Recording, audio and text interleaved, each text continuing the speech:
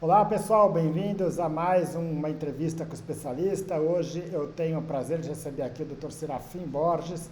Serafim é médico cardiologista, médico do esporte, trabalhou durante 38 anos como médico do futebol do Clube de Regatas Flamengo, atualmente continua no clube cuidando do esporte olímpico em atletas de alto rendimento e atuou na seleção brasileira de futebol em 4 Copas do Mundo. Então já tem uma ampla bagagem aí no esporte profissional, especialmente futebol.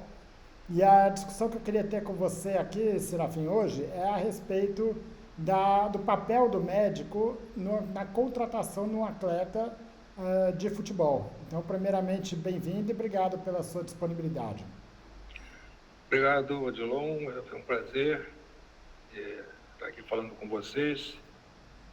Eu diria a você que é tão importante a participação do médico na contratação de um atleta, hoje, por exemplo, a contratação de um atleta para o nosso esporte olímpico ou para o futebol, isso é tão importante que quem assina o contrato desse atleta, só 2 pessoas assinam o contrato desse atleta. É o presidente do clube e o médico. Então, o médico assina junto com o presidente. Obviamente que, primeiro, o atleta passa pelo médico, pelo departamento médico, você faz as suas avaliações e, não havendo nenhum impedimento para a sua participação, ele está qualificado e fica, então, autorizado a fazer o contrato com o clube evidentemente, na época, o Clube de Regatas do Flamengo ou outro clube onde o médico esteja lá, sempre ativo dessa participação. É fundamental você deixar claro que essa avaliação com a participação, você consegue detectar patologias que podem levar o indivíduo, durante a prática, ao risco de morte súbita ou de algum outro evento mórbido. Então, evidentemente que é fundamental essa avaliação, uma avaliação que tem que ser específica para o atleta e você entender também como é que funciona o coração do atleta, que é um coração diferente. Quer dizer, você tem que entender as alterações morfofuncionais do coração do atleta para que a gente possa qualificar quem tem que qualificar e desqualificar quem tem que desqualificar. Ótimo. Bom, do ponto de vista cardiológico, eu acho que essa avaliação tende a ser um pouco mais clara, onde nós temos um grupo, a maioria dos atletas, em que se encontram aptos para a prática esportiva, né? Alguns que eventualmente você pode estar desqualificando e obviamente que quando se fala, por exemplo, em doenças cardíacas que podem levar a um evento agudo, principalmente a miocardiopatia hipertrófica, às vezes pode haver alguma dúvida diagnóstica, aí tem que ter toda uma investigação pré-contratação, né? Acho que isso é um papel mais direto e mais fácil de compreender do médico na avaliação. É aquela avaliação que a gente muitas vezes ouve na imprensa, né? Ó, já está tudo certo, só falta a liberação do departamento médico, né? Agora, pode falar. Não, perfeito. Eu acho o seguinte, a avaliação do atleta, a pré-participação do atleta, eu digo sempre para os meus alunos, na aula de pós-graduação, medicina do esporte, você tem três pilares fundamentais que você tem que cumprir. Não precisa você inventar muita coisa. Você tem que fazer uma anamnese pessoal e uma anamnese esportiva com bastante critério. Você tem que fazer um exame físico detalhado e a gente fazer sempre, eu não abro mão disso, lancei isso no futebol na década de 80, o eletrocardiograma de repouso é para todos. Então, todos têm que passar pelo eletrocardiograma de repouso nesta avaliação. Você encontrando alguma coisa nesse exame físico ou nesse eletro que te chame a atenção, fugindo daquela normalidade, você tem a dúvida, seria isso o coração de atleta ou seria isso uma doença estrutural do coração ou não? Aí você parte para outros exames. E nós temos, então, como uma ferramenta inicial, o ecocardiograma transtorácico. Você conseguindo fazer esse ecocardiograma estando normal, você dá sequência aos outros exames e esse indivíduo, então, vai estar liberado. Quais seriam os outros exames? Se fazer um exame laboratorial também simples, não muito complicado, para que você não tenha gasto, que, por exemplo, você vê no futebol do Flamengo, só na peneira do Flamengo passam por ano mais de 2.400 garotos. Você imagina se a gente fosse fazer exame em todos. Você qualifica aqueles que você tem que qualificar E se forem selecionados por um corpo técnico, aí você parte para fazer os exames necessários aos seus protocolos que seguem ali naquele clube. Isso é fundamental que você faça.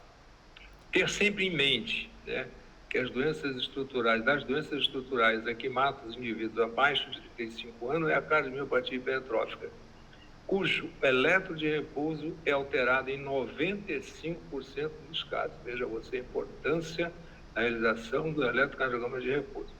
Há uma briga, foi feita há anos atrás uma votação entre médicos italianos do esporte e médicos americanos do esporte.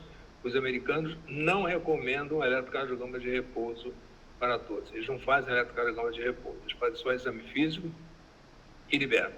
Já o italiano segue a nossa metodologia. O italiano não abre mão do eletrocardiograma de repouso. Então, há essa diferença e há essa briga. O americano acha que se você faz eletro de repouso e você não tem um especialista que saiba interpretar aquele eletro, você acaba levando esse clube ou essa entidade a gastar muito dinheiro com outros exames subsidiários que seriam desnecessários. Então, essa é a importância, então. Legal. Acho que até para pontuar aqui, a discussão que tem nos Estados Unidos é mais até por uma questão logística de você não conseguir acesso e eventualmente está restringindo a prática esportiva pela ausência do exame, né? Então, como não é talvez um acesso mais difícil para isso daí, não é negando a importância do exame para essa avaliação, né? Perfeito. Ótimo.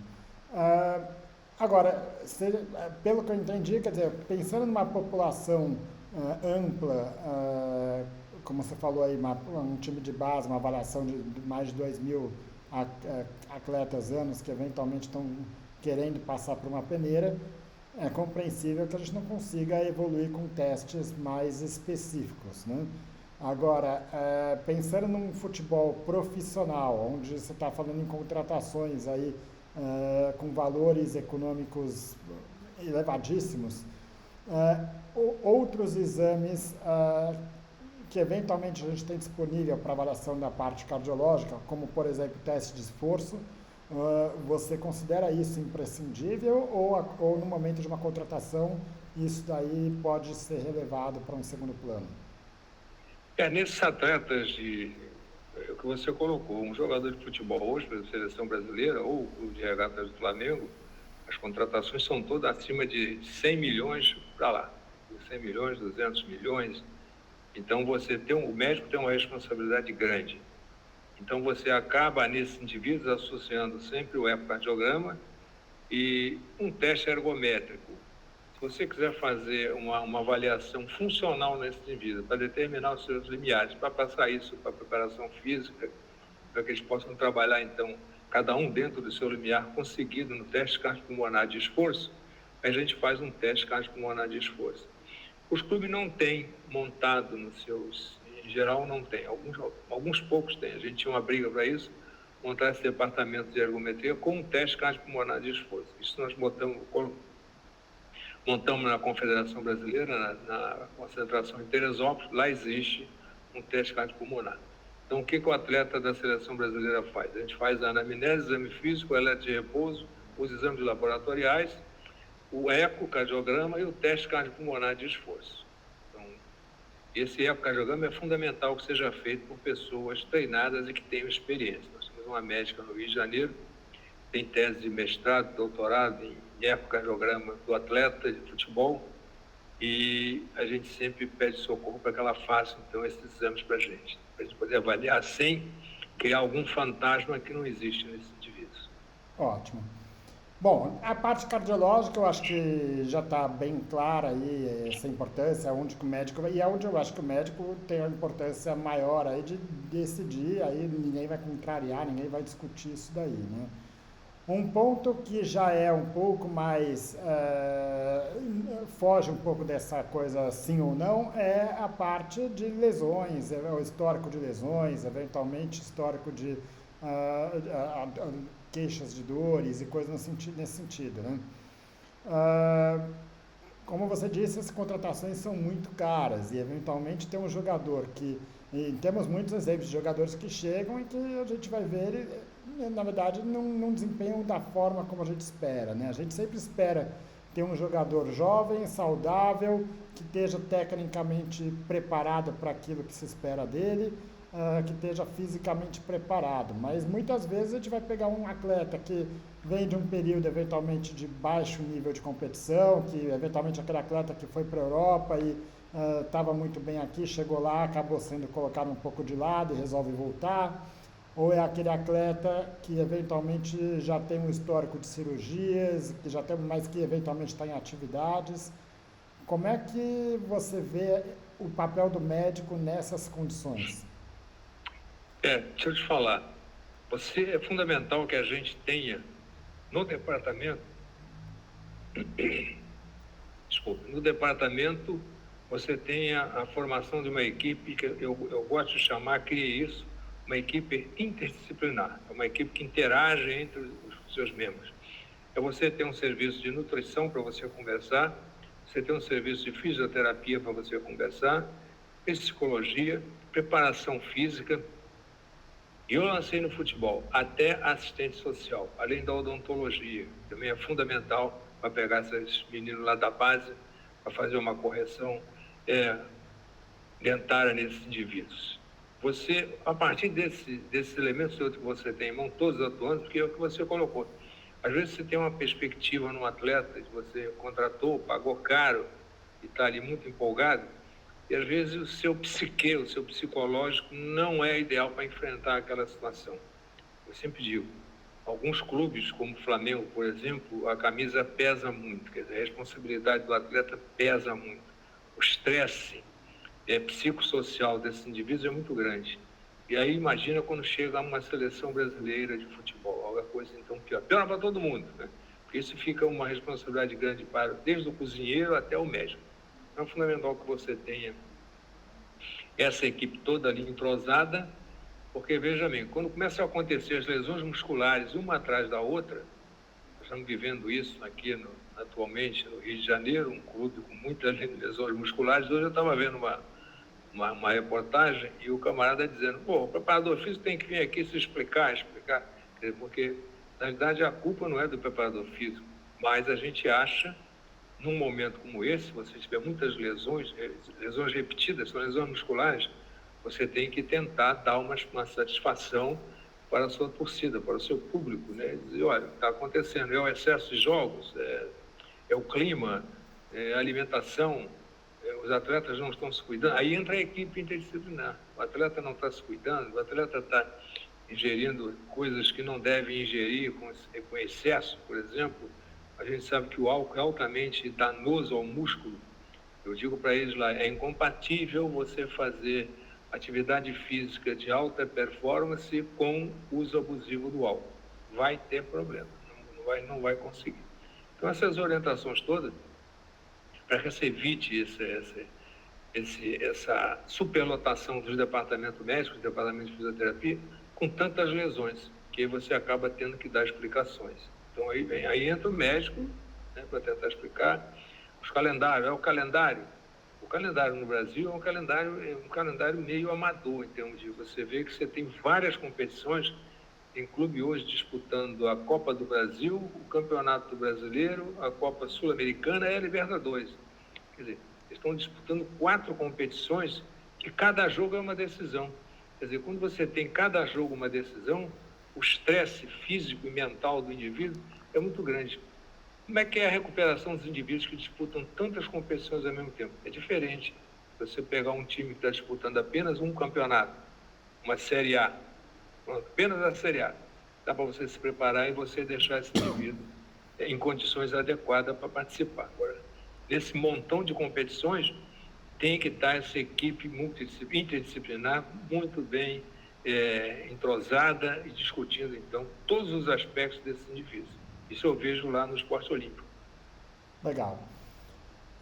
Bom, pensando um pouco nessa estruturação, né, do médico do clube de futebol, né, muitas vezes as pessoas veem o médico como aquela pessoa que vai entrar em campo quando um jogador se machuca e acho que esse é o papel do médico, mas a gente sabe que isso vai muito além, né?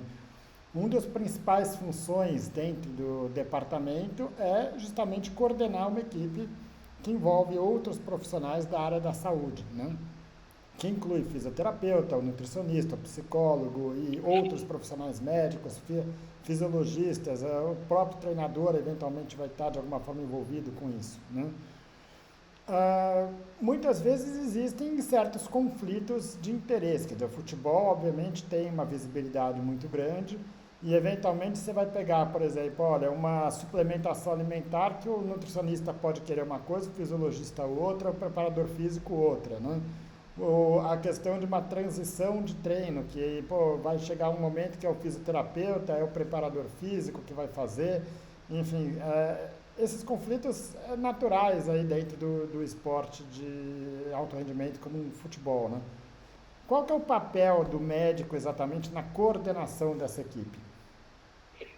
Isso que você colocou é fundamental, essa participação, esse conflito de interesses, né? Porque você tem ali para lidar. Você tem um treinador, você tem um preparador físico, você tem um treinador de goleiros, você tem um fisiologista, você tem um camarada que faz todo aquele arcabouço técnico dos outros times para apresentar para você. Você tem por trás disso, que é uma coisa muito mais complicada, que é o empresário do jogador. Todo jogador tem o seu representante, que eles chamam agora, não chamam mais de empresário, tem o seu representante. Há uma cobrança desse representante. Isso tudo, se o médico não estiver lá estruturado com a sua equipe interdisciplinar para interagir com todos esses atores, isso fica muito complicado, muito complicado. Então, na década de 80, quando eu cheguei ao Flamengo, eu via que os meninos não conseguiam treinar porque tinham fome. Futebol, esses indivíduos são oriundos de uma classe muito desfavorecida e tinha dificuldade para isso. Eu resolvi, então, fazer um projeto que ganhou nome, isso, tá? Nas redes todas você encontra, chamado Projeto Soma, exatamente montando essa equipe toda estruturada para poder dar um suporte a esse atleta. E a gente, então, os treinadores, então, passarem a respeitar esta equipe, quer dizer, as decisões dessa equipe. Ele tem que respeitar a decisão dessa equipe, que é uma pressão grande sobre o médico, por exemplo, para a volta do jogador. Há uma pressão grande quando eles estão contratando algum jogador que tem pressa. Então, mesmo isso acontece também no esporte olímpico. Eu passei agora por isso, 2 contratações, e vieram os 2 premiados, né? Um com uma válvula aórtica bicúspide e o outro fazendo uma síncope neurocardiogênica mista, quer dizer, cardiológica e vasoplégica. Então, tive que intervir nisso. Quer dizer, essa avaliação é uma avaliação um pouco mais demorada, e aí eles estão apressados para assinar o contrato. Mas eu tenho que assinar. Só vai assinar depois que nós concluímos todos esses exames e chegarmos à conclusão que esses indivíduos podem ser qualificados. Então, esta pressão existe e tem que haver esse entrosamento com essa equipe toda que você acabou colocando muito bem aí, e obviamente que você já deve ter alguma experiência no futebol, me parece que sim. Sim. Vamos lá. Ainda considerando essa equipe multidisciplinar, uma coisa que o esporte olímpico talvez até mais que o futebol, mas no futebol também, como tem muitas pessoas de alguma forma envolvidas com esses atletas, e o esporte é de alguma forma um chamariz aí, um ponto de interesse para esses profissionais, muitas vezes você vê que cada profissional quer fazer 3, 4 avaliações diferentes, né? Então, o cardiologista quer fazer uma sequência de testes, o ortopedista quer fazer outros, o nutricionista vai querer fazer uma avaliação também um pouco mais ampla, o fisiologista outras, né? E nem sempre essas avaliações têm uma aplicabilidade prática tão grande, né? Ou seja, muitas vezes são questões que são feitas, o atleta vai lá, faz o teste, depois nunca mais ouve falar dele e, no fundo, você vê que acaba não sendo muito utilizado. Isso aí, a não ser para ter uma estratificação, para ter uma documentação disso, né? Por outro lado, no futebol, você não tem muito tempo para isso. Quer dizer, o atleta vai para uma seleção brasileira, por exemplo, ele vai para jogar bola, né? Ele não vai para ficar fazendo 50 avaliações, né? Você não tem tempo para isso lá dentro. Quem é que determina dentro desse grupo, quer dizer, o que de fato é importante para esse atleta fazer e o que pode ser relevado ou para uma outra ocasião, que não tenha tanta necessidade de ser feito aí? É isso aí, Holanda. A gente faz um planejamento prévio, né, com as datas que são necessárias. Quais são as datas necessárias ao departamento médico para interagir com toda essa equipe de profissionais que eu citei anteriormente? Então, você tem lá, vamos botar 3 dias. Então, 3 dias, você faz avaliações médicas que são feitas naquele dia pelo clínico cardiologista, são as avaliações cardiológicas, e as avaliações osteoarticulares com o ortopedista. Então, naquele você termina aquilo ali, passa para a nutrição faz a sua avaliação para saber exatamente como é que está a alimentação daqueles indivíduos, ela, no recordatório que ela faz com eles, ela consegue descobrir se o cara está faltando proteína, se está faltando vitamina, se está faltando, enfim, carboidrato, vai fazer uma dieta equilibrada para o atleta. E se você, na ortopedia, você detecta, nós colocamos na seleção brasileira também um colega para fazer, na hora das avaliações, fazer um ultrassom músculo-esquelético. Se o indivíduo tem alguma dor, você já faz um ultrassom na hora, e se vê alguma lesão muscular, você desqualifica aquele indivíduo, ou aí você classifica o grau da sua lesão. Se for um grau pequeno, você, não, esse cara vai ficar uma semana e te resolve isso. Aí fala para o treinador. É importante isso. Depois que você faz todas as avaliações, a gente faz uma reunião com a comissão técnica e você passa a saúde desses atletas que você encontrou junto com toda essa equipe toda junto, a dar suas opiniões e passar para o treinador, para ele saber qual o material que ele tem na mão. Isso não há muita perda de tempo, você faz isso durante o dia, faz as avaliações, e à noite a gente faz, após jantar, uma reunião para passar para a comissão técnica as condições clínicas desses atletas todos. É fundamental isso. Ótimo. Bom, nessa sequência aí do que você vem falando, um ponto que é importante é essa interação entre o departamento médico e o departamento mais de treino mesmo, né, de campo. Tem alguns treinadores que querem o atleta fique no departamento médico até que ele esteja pronto para estar em atividade plena, né? Ou seja, não quer fazer aquele treino limitado. Outros treinadores eventualmente vão aceitar, você falar, olha, tudo bem, ele pode voltar para o treino, mas não deve fazer alguma coisa específica, né? Como é que você vê essa conversa entre departamento médico, treinamento, na hora de voltar para o campo? Até porque uma coisa que não pega muito bem, vamos dizer, no futebol, é aquele atleta que está no departamento médico, aí vai para o treino, aí volta para o departamento médico e acaba não avançando nisso, né? Perfeito. Isso tem que haver um entrosamento muito grande entre esses profissionais, principalmente aí neste momento que você está colocando, a fisioterapia e o preparador físico. Tinha um treinador no Flamengo, o professor Evaristo Macedo, um grande treinador, foi um grande jogador, que ele lá, sabiamente, ele já fazia essa distinção. Ele sabia onde tinha que estar o fisioterapeuta, onde tinha que estar o professor de educação física. Então, veja bem, se você tem um atleta lesionado, ele fica, a princípio, com a fisioterapia. Quando você vai fazer a transição para o campo, sai o fisioterapeuta e entra o preparador físico.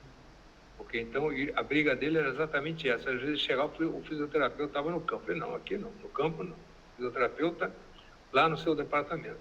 No campo tem que ser obrigação do professor de educação física, do treinador, do preparador físico da equipe. Esse é que tem que fazer, então, essa transição, e esse indivíduo respondendo bem a todos aqueles testes que ele faz aí, a todos os treinamentos. O treinamento primeiro um treinamento físico sem bola, depois um treinamento com bola, depois um treinamento técnico com bola, depois ele participa de um pequeno grupo com um treinamento físico, técnico, tático com bola, né? E aí, nesse momento, você sentindo que ele está preparado e a sua performance também já chegou ao ponto ideal, aí você entrega para o treinador e diz, olha, está pronto, você pode fazer o que quiser com ele agora. Isso tem que ser assim, você não pode, você colocou muito bem, você não pode chegar e colocar, eu acho que, não acha, não tem achismo, medicina não tem achismo, você não pode achar, né? Então, se você está atendendo uma parada cardíaca dentro do campo, a gente viu isso agora, recente, você não pode achar, eu acho que tinha que ter o desfibrilador. Não, eu acho não, tinha que ter. Então, são coisas que você não pode achar, né? Medicina não dá para ter achismo. Ótimo. Eu me recordo muito de uma entrevista que eu vi com o Roger Federer, né, poucos anos atrás, já próximo de 40 anos de idade, ganhando o torneio de Grand Slam no tênis, né? E uma coisa que perguntaram para ela, o que, que mudou no seu, no que você fazia com 20 anos e agora com 40, né? E a resposta dele é que falou, olha, antes quando eu ia treinar saque, por exemplo, eu fazia 200 saques. Agora eu vou preparado, eu faço 5, 6 saques e acabou. Ali é o que eu queria, eu vou muito bem preparado para aquilo que eu vou fazer ali, né? O treino, ele já não precisa mais ganhar técnica, ele precisa da tática ali, né? Ah, no futebol, às vezes isso é um pouco mais difícil, porque você tem uma equipe e às vezes não é muito fácil você individualizar o treinamento de cada pessoa, né, de cada atleta. Até certo ponto sim, mas muitas vezes você pega um atleta, às vezes, de futebol com 36, 37 anos, não pega bem deixar ele de fora de um treino, ah, assim, por uma questão só de preservar, você não tem nenhuma questão pontual para isso, né? Como é que no departamento médico você pode diferenciar um trabalho, vamos dizer, para um atleta de 20 anos que está junto com um atleta de 38 anos que tem necessidades diferentes, né? Esse é um detalhe muito importante que você colocou. Nós vimos isso agora aqui no Rio de Janeiro, um time de ponta. Só um minuto, João, tem alguém aqui, rapaz? Se eu posso, eu confesso aqui, tirar o som.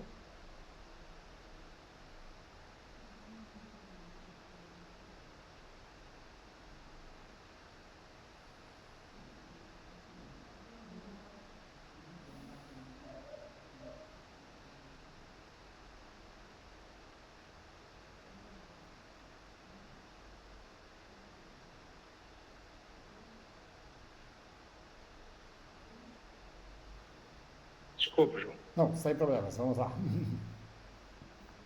Então,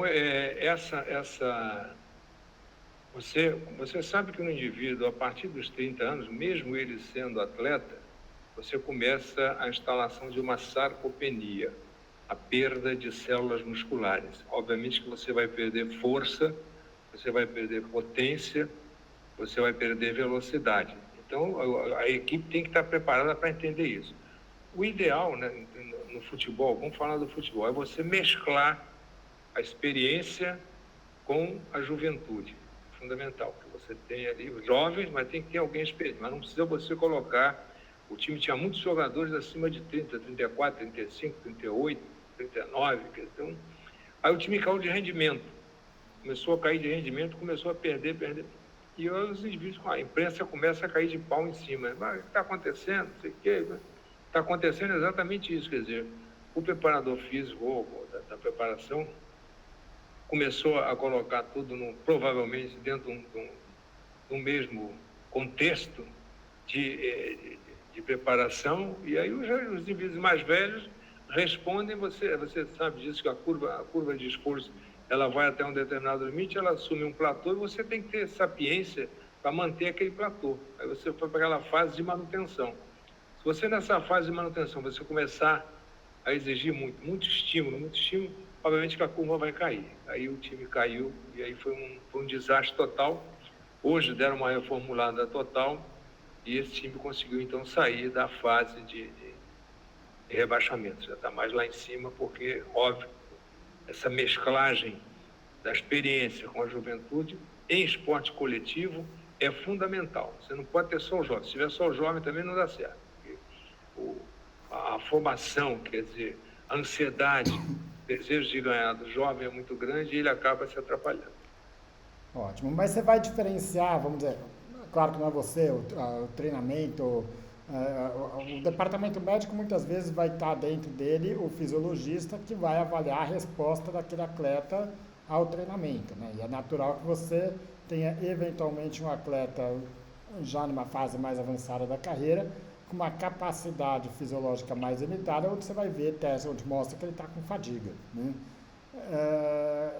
Como que é essa comunicação dessa parte fisiologia, medicina do exercício com a equipe de treinamento mesmo para poder falar, olha, esse atleta precisa talvez um treino um pouco mais leve, precisa de um treino mais regenerativo, o outro pode treinar mais pesado. Na realidade, você tem que ter essa interação com a equipe de fisiologia e a preparação física, e até com o treinador, porque às vezes o treinador quer fazer um certo treinamento que ali você vai desaconselhar. E você passar, então, essas informações. Olha, fulano, você vai mais devagar, pega leve nele, não pega como no grupo. Você colocou, é muito difícil você no futebol individualizar plenamente, mas você pode individualizar por segmento. Você pegar um segmento daqueles indivíduos que são indivíduos mais idosos, indivíduos que têm uma idade maior e têm já uma certa dificuldade, ou aqueles que geneticamente você já percebeu que eles não terão a mesma performance de um outro. Por exemplo, eu tinha na seleção brasileira o Cafu, que era um lateral direito, que jogou em várias seleções. Quer dizer, a performance dele, até a última seleção que nós participamos, era uma das melhores. Então e era o cara que tinha uma idade mais avançada.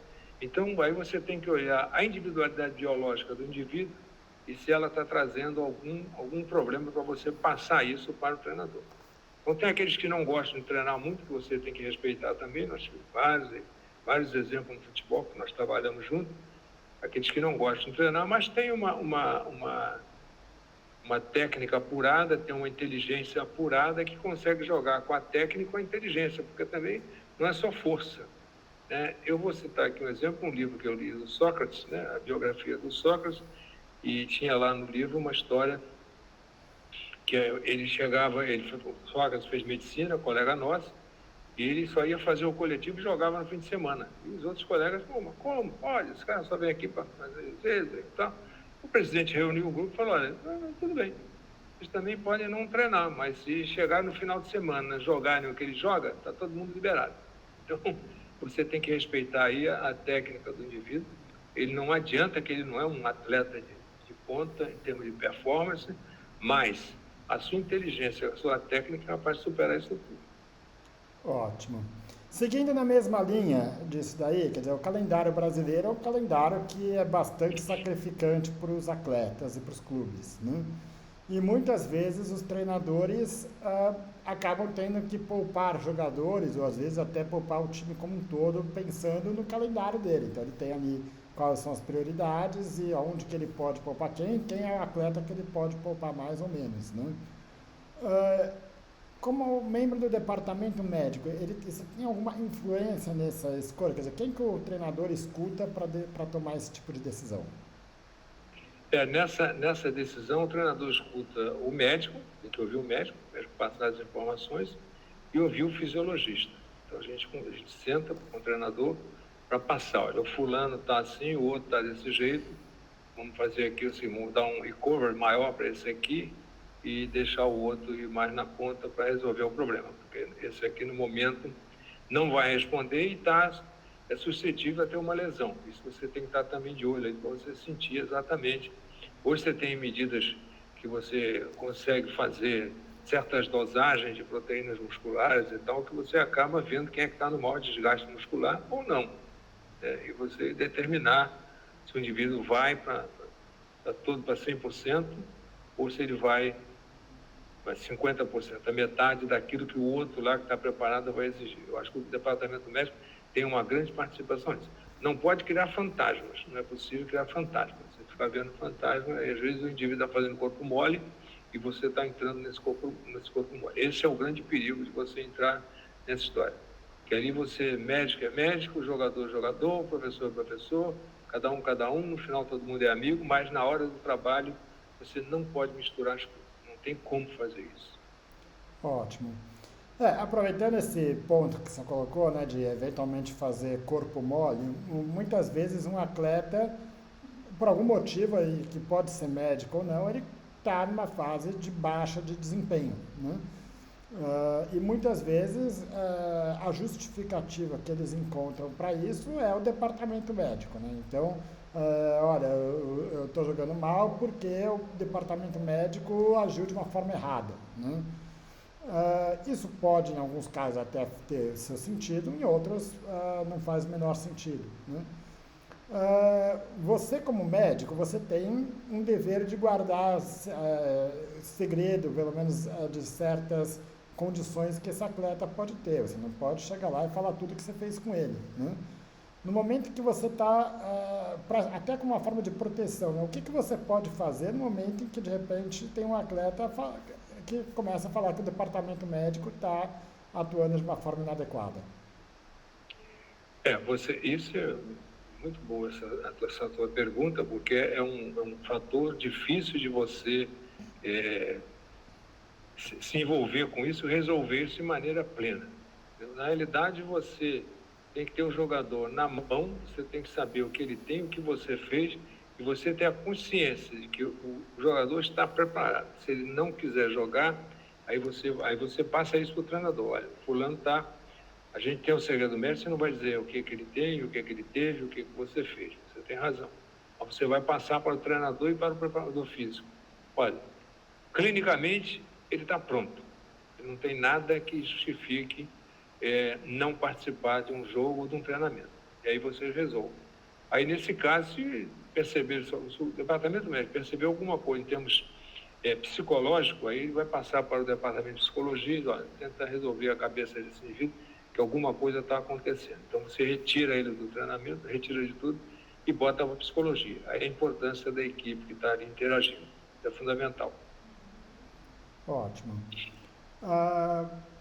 Agora eu queria pegar um pouco até de aspectos culturais dentro de clubes de futebol, né? Eu trabalhei durante um bom tempo com a seleção feminina de futebol e muitas atletas indo jogar na Europa, talvez numa situação um pouco diferente do que tem no esporte masculino, onde os recursos são quase infindáveis, né?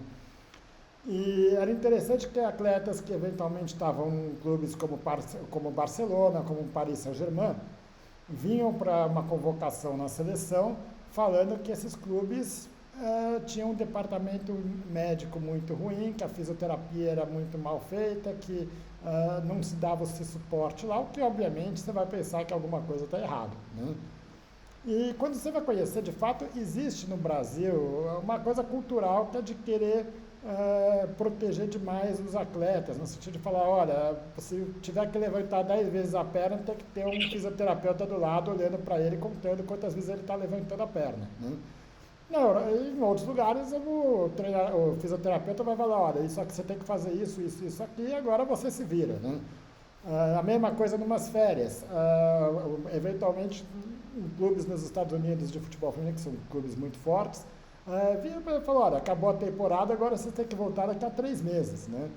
E você vê que o brasileiro muitas vezes aproveita esses 3 meses para ir para a praia, para ir para fazer um monte de coisas de mídia, de imprensa, enfim, outras coisas, e acaba deixando um pouco o treinamento de lado. Enquanto atletas de fora, muitas vezes você vai ver eles de fato se preparando, mesmo que não esteja dentro do clube, né? Como é que você avalia isso dentro do futebol, do que você tem de experiência, Flamengo, seleção brasileira? Essa consciência profissional é fundamental para o sucesso do indivíduo em qualquer carreira. Se você tiver uma consciência profissional ética, né? Acima de tudo, ética, você desempenhar a sua função dentro de uma ética possível de você levar a sua formação, quer seja de atleta, quer seja de outro profissional, médico, enfim, qualquer um desses profissionais.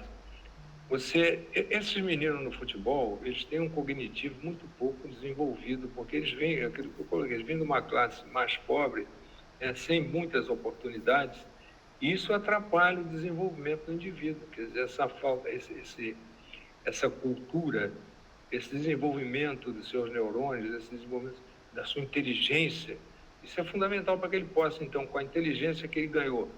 Eu sempre digo, a habilidade ela vem do útero materno, ela começa na embriogênese. Para qualquer coisa, habilidade para tocar violão, habilidade para fazer cirurgia, habilidade para jogar futebol, habilidade para isso. Agora, a técnica, a gente consegue aprender. A técnica você ensina, são técnicas diferentes. Eu vou aprender a técnica do jogador tal, do treinador tal. Eu vou aprender a técnica do cirurgião Pitangui, por exemplo. O professor Pitangui tem uma técnica nova, então a gente tá vendo que a gente está treinando uma técnica, isso é possível treinar. Agora, sem esse cognitivo que você colocou, essa dificuldade que a gente tem nesses indivíduos, você acaba não fazendo com que ele assimile essa técnica, ele acaba descambando para outro lado e acaba não desenvolvendo todo o seu potencial. Eu vou dar um exemplo aqui que eu nunca mais esqueço. Nós fomos fazer uma excursão com o Flamengo na Europa, um sub-17, E aí fomos para a Itália, para fazer um jogo na Itália. Aí o time do Napoli chegou, os garotos chegaram todos de terno e gravata. Quando os garotos desceram de terno e gravata, eu falei para o treinador, olha, perdemos o jogo ali. Perdemos o jogo ali. O nosso time todo, uniforme comum, uniforme da empresa, quer dizer, a gente não tem essa cultura, não é a nossa cultura. De seriedade, de você levar aquilo ali, cada um com a sua mochilinha ali organizada, direitinho, com o seu terno. Isso é fundamental. Você tem disciplina. Se você não tiver disciplina em qualquer coisa que você faça na vida, você não vai adiante. Aí você vê, o grande jogador, pô, fulano era um bom jogador, rapaz, despontou na base e agora eu li uma coluna muito interessante no jornal, um jogador do Palmeiras, que o título era assim, o fulano, você é menos gola e mais bola, porque naquele momento esse indivíduo começou um exibicionismo desenfreado. Se ele não tiver uma orientação, ele vai acabar dando com os burros na água, sabe disso. Então essa fase de orientação, o Flamengo nós inauguramos até lá, para esses garotos, um pedagogo, lá no departamento de base, a gente tinha lá um pedagogo, além do psicólogo, etc., para poder acompanhar esses garotos. Senão eles acabam se perdendo e não vão a lugar nenhum. Ótimo. Uma outra coisa que me chamou muito a atenção durante um período aí de seleção é como, vamos dizer, aqui basicamente o atleta segue aquilo que mandam ele fazer, né? Então, ele come na hora que mandam ele comer e o que mandam ele comer. Ele dorme a hora que mandam ele dormir, da forma como é. Ele vai treinar a hora que for, ele vai assistir televisão na hora que mandarem, né? Então ele fica quase como uma máquina ali. Muitas vezes isso daí durante o mês, está concentrado ali, quer dizer, não sai. Ele vai uma vez por semana, liberam eles para jantar fora e acaba extravasando um pouco, né? E aí a gente vê, ao mesmo tempo, esses atletas que, eventualmente, sempre parece que é aquele garoto problema, que está sempre causando, enfim, sendo fotografado em festas e coisas assim, e a gente sabe que eles vão ser fotografados onde eles forem, né? Esse excesso, esses problemas, ele talvez não tivesse associado ao excesso de restrição que esses atletas sofrem ao longo do resto do tempo. Será que eles não podem almoçar e jantar de forma independente, sem estar dentro do clube, ou eles vão comer tudo errado se eles não estiverem fora?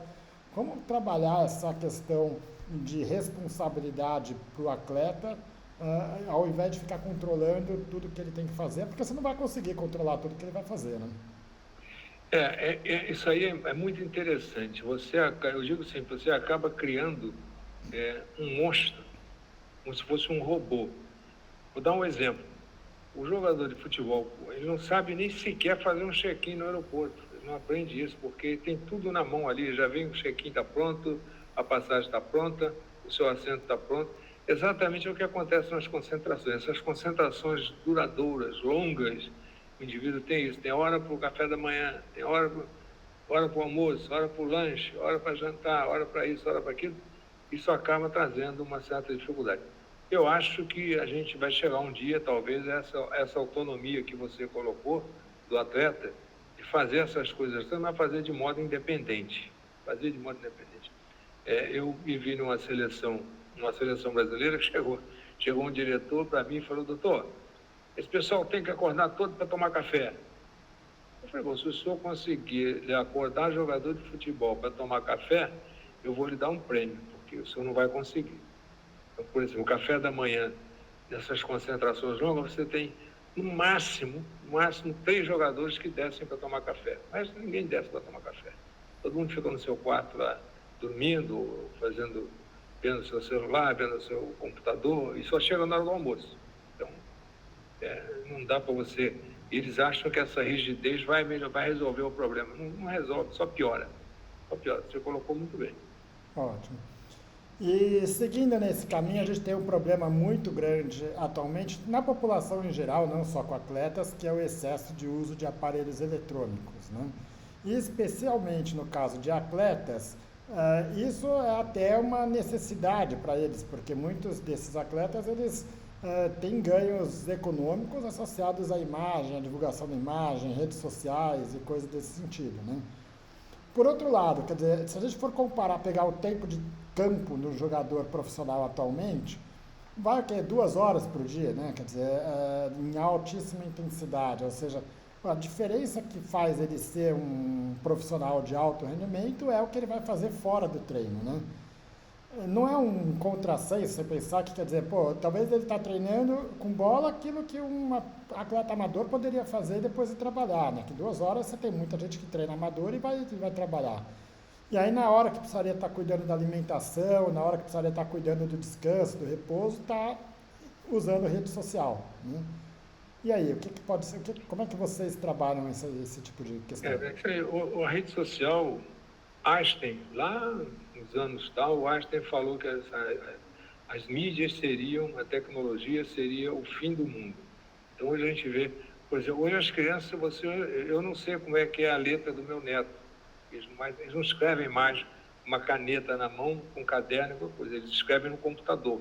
Então, a gente não vai ter mais identidade para começar. Essa letra aqui é do fulano, essa aqui é do ciclano. Então, isso realmente está trazendo um grande desgaste.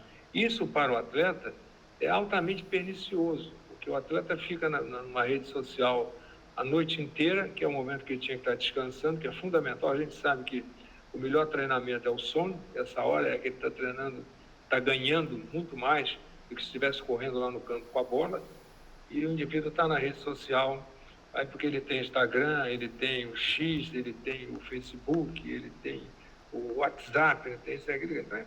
É difícil dar conta disso tudo e ser um profissional que vai ter exigência do seu físico, da sua mente, do seu corpo para poder desenvolver o seu trabalho. Então, tudo isso eu acho que é muito problemático. Eu, sinceramente, eu não sei como resolver essa questão. Alguns colégios proibiram o celular, só deixou o celular na hora do recreio, mas está dando uma confusão, que os próprios pais reclamam, não, meu filho pode usar o celular. Aí você atender essa clientela toda é dose. Você proibir a entrada desses indivíduos com o seu fone de ouvido, né? Você vê que eles saem do ônibus do time de futebol com fone de ouvido, lá, todos eles com fone de ouvido e tal. Quer dizer, o Pelé, por exemplo, deitava no vestiário e tirava uma cochilada, tirava um sono, porque não tinha esse negócio. Naquela época não tinha isso. E era o Pelé, quando ele entrava em campo, era um Deus nos acuda. Então, esse menino tem que ter essa orientação, seria a utilização das redes sociais pelo atleta. Acho que isso aí dá até uma tese de mestrado. Ótimo, legal. E aí, por fim, assim, só voltando um pouco no ambiente aí de seleção, num ambiente de, vamos dizer, uma equipe que talvez não é aquela equipe regular, mas onde você vai ter convocações, né? Existe, muitas vezes a gente vai ver aí na imprensa, conflitos entre seleção e clube, né? Muitas vezes é um clube falando que um atleta não deve ser convocado por causa de alguma condição médica e, no fundo, eles querem dar um tempo de descanso para esse jogador, né? Ele vem de um período de jogo. E, por outro lado, a seleção que quer aquele jogador, né? Qual o papel do médico nesse tipo de situação?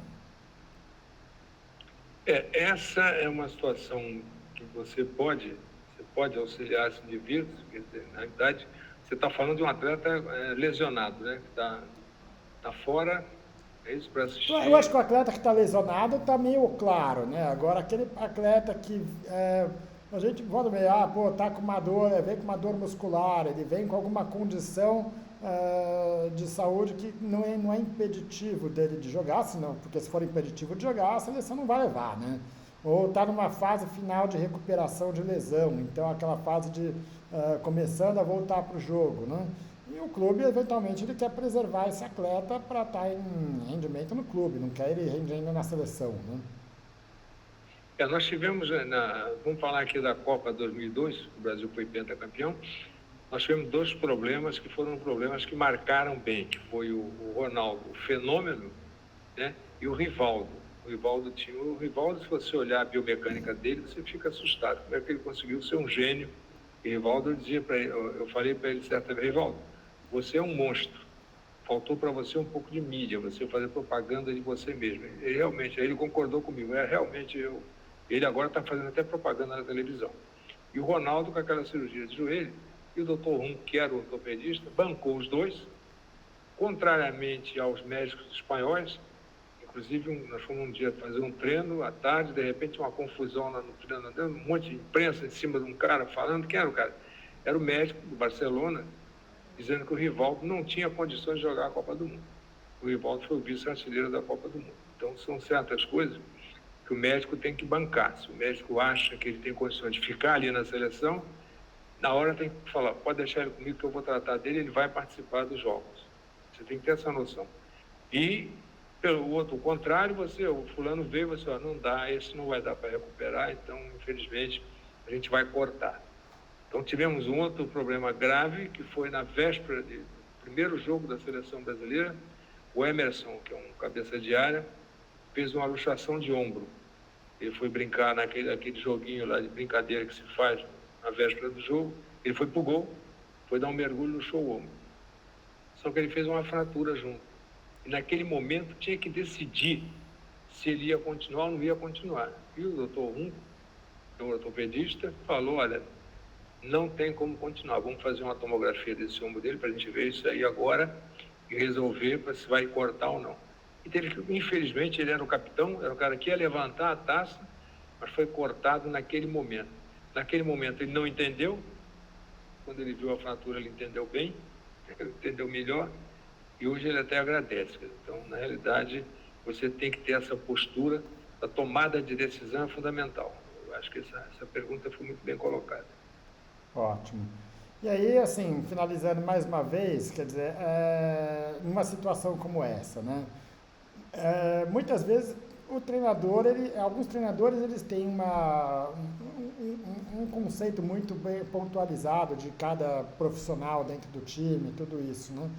E outros vão falar de uma forma muito mais informal e aleatória, então chama um, chama o outro, então eventualmente vai chamar você como médico, vai chamar o fisioterapeuta, vai chamar o preparador físico, e aí ele tem condição de jogo, aí pergunta para você, para o treinador, para o fisioterapeuta, e aí como tentar chegar numa postura uniforme disso, quer dizer, você tem como talvez o responsável pelo departamento médico, o que é o ideal? Que tenha uma pessoa de referência ali, ou o treinador vai de fato fazer esse questionamento e precisa o departamento chegar numa questão em comum aí? Dependendo da área que essa situação surja, uma área clínica ou uma área ortopédica, nós tivemos um problema desse, que foi num jogo, numa quartas de final da Copa do Mundo 2014, parece que foi 2014, vai ser 2014. O Neymar levou uma joelhada de um colombiano e fez uma fratura de corpo vertebral. Uma fratura que ficou uma espícula quase penetrando no canal medular, uma coisa de grande risco. Bom, ele foi cortado. O doutor Runco olhou, viu aquelas imagens, então não tem condições disso aqui, não tem jeito, está cortado. Ele voltou para Santos, e chegando lá em Santos, procurou outro médico, o pai dele o levou para outro médico, e lá os médicos olharam e falaram, não, isso aqui a gente fazendo uma infiltração, ele vai jogar. Isso repercutiu muito mal, porque isso saiu na imprensa, saiu na coisa, e nós tivemos então até que fazer uma representação contra esses médicos, porque isso gerou uma confusão, essa confusão que você falou. Aí o treinador vai e grita, vamos fazer uma reunião para discutir isso aqui. O fulano falou que ele pode jogar, aí vamos lá fazer uma reunião, aí vai todo mundo para a comissão técnica para discutir uma mensagem que foi levada equivocadamente. Você então tem que manter a sua posição. A posição está mantida, nós temos isso até hoje todo documentado, porque depois também tivemos outro problema, o pessoal da Espanha é meio complicado, meus colegas lá na Espanha são meio complicados. O Neymar chegou lá no Barcelona com um hematócrito ou uma hemoglobina, não me lembro, estava um pouquinho abaixo, e o colega lá, mas pode voltar da seleção com anemia, isso é um absurdo. E aí a gente é questionado, aí vem lá o presidente, doutor, aqui a Espanha está reclamando aqui, assim, é muito fácil, vamos pegar aqui o prontuário dele. Ele saiu da seleção brasileira e foi fazer uma cirurgia de amígdala. Sabe que a amígdala sangra muito. E eu teve problema nessa cirurgia, que eu, para mim, não teria operado. Eu falei para o colega, olha, o colega me pediu à época, faz um risco cirúrgico. Eu não vou fazer risco cirúrgico, porque eu sou contra a cirurgia. Se eu fizer, eu vou contraindicar a cirurgia. Então, não vou me envolver nisso. porque há uma pressão aí para operar, porque alguém falou para ele que as amígdalas estão atrapalhando o seu desenvolvimento. Bom, não fui eu. E aconteceu isso, sangrou muito, chegou lá com essa hemoglobina mais baixa. Eu peguei todos os exames que a gente tinha aqui e mandei para o espanhol. Aqui, ó. Ferritina normal, ferro normal, hemoglobina normal, mas tudo normal. Isso aqui foi tudo feito.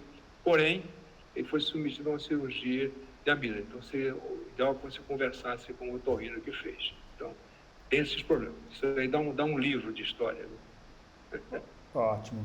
Eu vou te colocar uma situação até que talvez lembre um pouco disso, tá?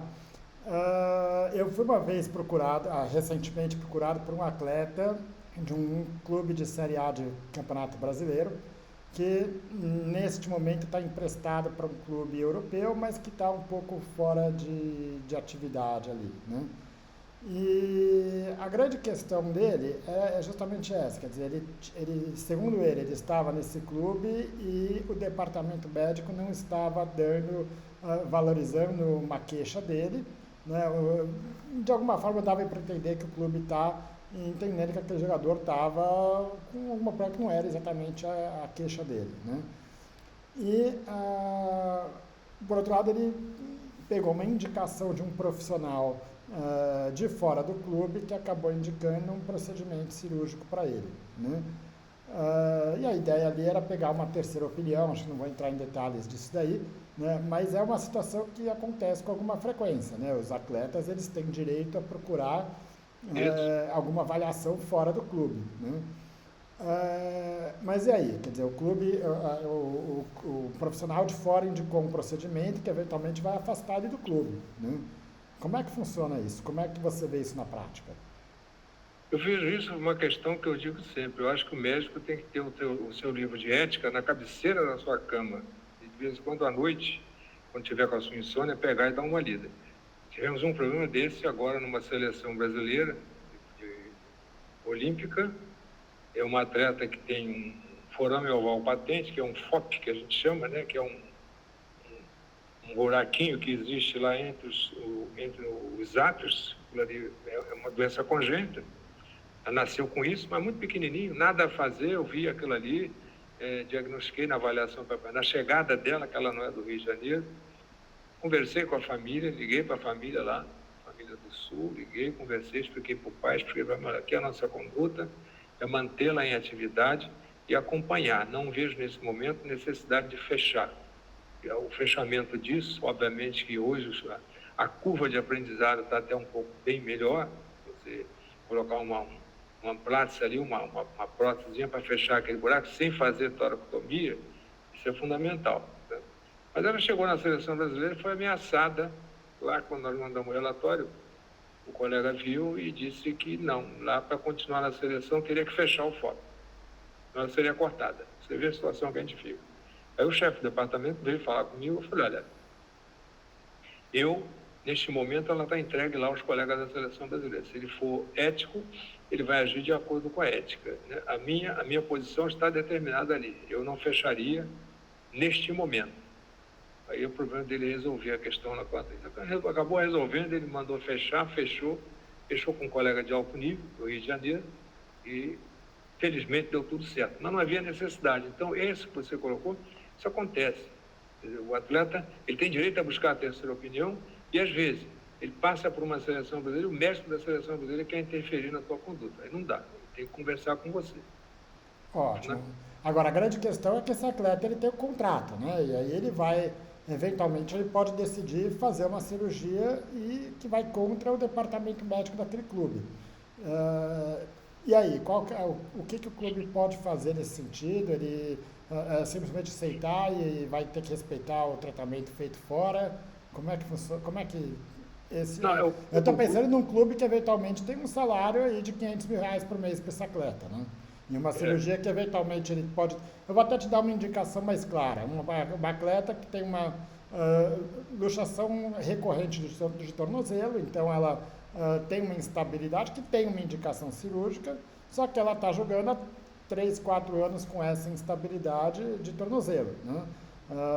E aí tem uma indicação cirúrgica. Precisa operar amanhã? Não. O atleta está desempenhando bem? Tá.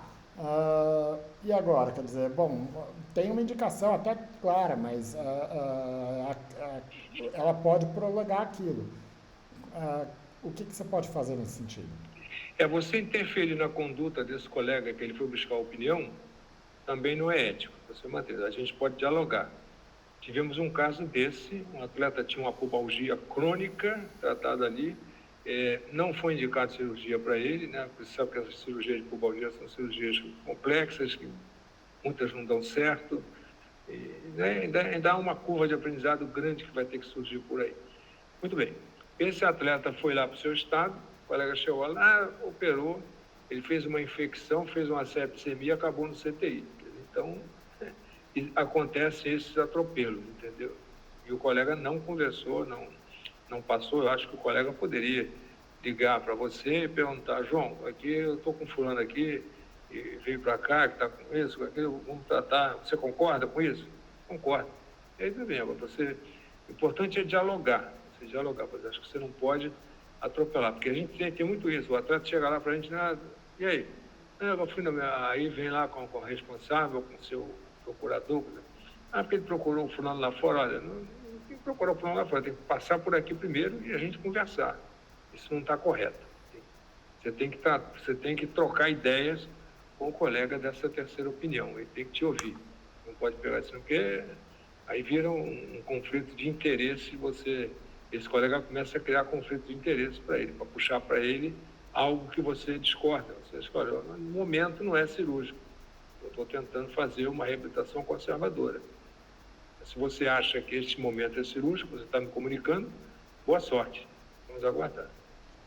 Ótimo. Em termos de contrato, o atleta vai preservar o contrato dele, vai ficar afastado naquele período e o clube não tem muita autonomia nesse sentido, né? Não, porque é aquilo que eu digo, tivemos um conflito desse grande lá no Flamengo, há uns 3 anos atrás, e eu, então havia uma briga, os médicos estavam nervosos, eu fui lá interferir e falei: olha, presta atenção, o paciente ele tem direito em escolher o seu médico. Nós não temos o direito de indicar para o paciente um médico que a gente, olha, vai procurar o doutor fulano, que esse é que eu quero que você faça. Não. Mas eu tenho um médico, doutor, que eu quero. Então, é direito do paciente escolher o seu médico. Não tem problema, então, fiquem tranquilos, deixem ele escolher o médico dele. Esperamos que dê tudo certo, que o médico dele seja realmente capaz de fazer a cirurgia que ele precisa. Eu acho que é fundamental. Esse é o direito do paciente, escolher o seu médico. Ótimo. E uma última pergunta, você falou agora há pouco a respeito de uma atleta, que eu entendi que é uma atleta jovem, você chegou a falar com a família a respeito da condição dela, tudo isso, né? Nós tivemos alguns ciclos olímpicos atrás uma atleta que era uma atleta ainda em menor de idade, já em nível olímpico, né? E que estava morando num centro de treinamento, né? E que, enfim, ela tinha uma lesão que era de conhecimento do departamento médico, né? Mas que permitia ela continuar desempenhando no alto rendimento, aí no seu esporte, né?